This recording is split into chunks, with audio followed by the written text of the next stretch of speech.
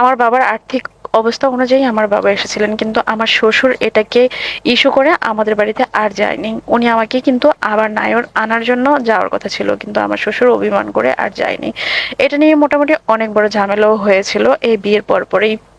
এর মধ্যে আমার বাবা এসে খোঁজ নিতে এসে ক্ষমা চেয়ে গিয়েছিলেন যে আমার ভুল হয়ে গেছে, অন্যায় হয়ে গেছে, এরকম ভুল আর কখনো হবে না, ক্ষমা করুন। কিন্তু না, তারা আমার বাবাকে আমার পরিবারকে ক্ষমা করেনি। তারা অনেক কটু কথা বলেছে, অনেক ঝামেলা করেছে। তার মাঝে আমার যেহেতু পরীক্ষার ডেট পড়েছে, সেজন্য আমি মাঝখানে 2 দিন গিয়ে আমার বাবার বাড়িতে থেকে পরীক্ষা দিয়ে এসেছি, 2 দিন থেকেই চলে এসেছি। তার কিছুদিন পরে আমি আবার বলেছিলাম আমার হাজবেন্ডকে ফোন করে যে আমি তো আমাদের বাড়িতে যেতে চাই পরীক্ষার জন্য।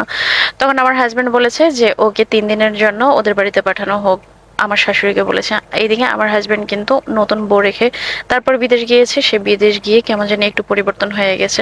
আমার হাজবেন্ড বিদেশ যাওয়ার পরে হঠাৎই দেখলাম যে আমার হাজবেন্ডের মায়ের মোবাইলে একটা মেয়ে ফোন করে অনেক কান্নাকাটি করে, এবং আমি জিজ্ঞেস করলাম কে কান্নাকাটি করে। তখন আমার শাশুড়ি বলতে শুনলাম যে তুমি তো দেখতে সুন্দর না, কিংবা আত্মীয় স্বজনও বলতে শুরু করলো যে বউ তো দেখতে সুন্দর না, কিভাবে আপনারা তাকে বিয়ে করালেন, এরকমটা বলতে শুরু করলো। আমার শাশুড়ির মুখে শুনলাম ঢাকার একটা মেয়ে নাকি আমার হাজবেন্ডকে অনেক বেশি ভালোবাসে, এবং মেয়েটা দেখতে নাকি অনেক বেশি সুন্দর। তখন আমি মনে মনে খুশি হলাম যে যাক, কোনো মেয়ে তো পাগলের মতো আমার স্বামীকে ভালোবাসে। কিন্তু আমি বুঝতে পারলাম না, বুঝতে চাইওনি তখন, যে এই ভালোবাসাটাই হয়তো বা আমার সংসারটা নষ্ট করে দেবে। সবকিছু মিলিয়ে আমার হাজবেন্ড বিদেশ যাওয়ার পর একটু পরিবর্তন হয়ে গেল। তাও আমার শাশুড়িকে অনুমতি দিল যে 3 দিনের জন্য আমাকে আমাদের বাড়িতে যেতে দেওয়ার জন্য। আমার বাবা আমাকে নিতে আসলো।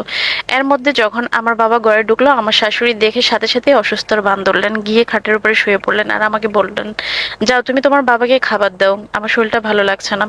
এটা গিয়ে শুয়ে পড়লেন। আর এইদিকে আমি আমার বাবাকে খাবার খাইয়ে তারপর আমি রেডি হয়ে আমার বাবার বাড়িতে চলে এসেছি, এবং বারবার বলে এসেছি মা আমি 3 দিন থেকে চলে আসবো। এর মধ্যে আমার স্বামী আমার মায়ের মোবাইলে ফোন করে আমাকে অকথ্য গালমন্দ শুরু করলো যে তার মাকে অসুস্থ অবস্থায় দেখেও আমি কেন গেলাম, অথচ তারাই কিন্তু আমাকে অনুমতি দিয়েছিল। আমি বুঝে উঠতে পারিনি যে কি করব। আমি আর আমার স্বামীর সাথে ক্ষমা চাওয়ারও কোনো সুযোগ পাইলাম না। এদিকে আমি যেহেতু কনসেপ্ট করে ফেলেছি, আমার শরীরটাও অনেক বেশি খারাপ লাগতে শুরু করলো। আমি তাড়াতাড়ি আমার শাশুড়িকে ফোন করলাম যে আমি বাড়িতে আসতে চাই। আমি মাত্র 2টা 3 পিস নিয়ে সেই বাড়ি থেকে আমাদের বাড়িতে এসেছি, কিন্তু তারা আমাকে জন্য আর রেসপন্স করলো না। আমার স্বামীও আস্তে আস্তে আমার সাথে টোটালি কথা বন্ধ করে দিল। এদিকে দিনের পর দিন আমি অপেক্ষা করতেছিলাম যে আমি সেই বাড়িতে ফিরে যাব। আমার শাশুড়ি শ্বশুর কেউ আমার সাথে আর কথা বললো না। তারা কোনোভাবেই আমাকে আর ফিরিয়ে নিতে চাইলো না। আমার স্বামীকে আমি অনেক বোঝানোর চেষ্টা করলাম, সে আমার সাথে কোনোভাবে কথাই বলে না। এইদিকে ফেসবুকে ঢুকলেই দেখি যে আমার হাজবেন্ড যে মেয়েটাকে ভালোবাসতো তার সাথে তারা ভিডিও করছে, ভিডিও আপলোড দিচ্ছে, এরকম টিকটক বানাচ্ছে, ফেসবুকে তাদের ছবি আপলোড দিচ্ছে, লেখালেখি করতেছে। তখন আমার এগুলা দেখলে কেমন লাগে বলেন তো। তখন আমার বাচ্চাটা পেটে ছিল, সবাই বলা বলি শুরু করছে হাজবেন্ড যেহেতু তোকে পছন্দ করে না, ঝামেলা করতেছে। সবে তো মাত্র বিয়ের 1-1.5 মাস হয়েছে, বাচ্চাটা নষ্ট করে ফেল। কিন্তু আমি বলেছিলাম যে না, কোনোভাবেই না, এটা আমার প্রথম সন্তান, আমি কোনো কিছুর বিনিময়ে এই সন্তান নষ্ট করব না। সে যদি আর আমাকে ফিরিয়েও না নেয় তাও করব না। আমার বাবা এদিকে কথায় কথায় আমার মাকে এত মারা মারে, আমি ধরতে গেলে আমাকেও মারে। এভাবেই আমার দিনকাল কাটতে শুরু করলো। একদিন অনেক রাত্রে বৃষ্টি হওয়া শুরু করলো, আর তখন বৃষ্টির টাইমে আমি তাহাজ্জুদের নামাজ পড়ে আল্লাহর কাছে চিৎকার করে কেঁদেছিলাম। বলেছিলাম যে আল্লাহ একটা রাস্তা বের করে দাও, না হয় মৃত্যু দাও।